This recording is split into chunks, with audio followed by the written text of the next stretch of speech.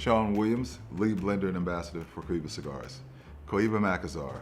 It holds the distinction of being the one cigar that I reach to when I want to pair something with a nice bold red wine, whether it's a big bold Cabernet or a Red Zinfandel. Cohiba Macassar is the go-to, primarily because the wrapper spends its last few 60 to 90 days aging in red wine barrels. Really gives it a bright profile.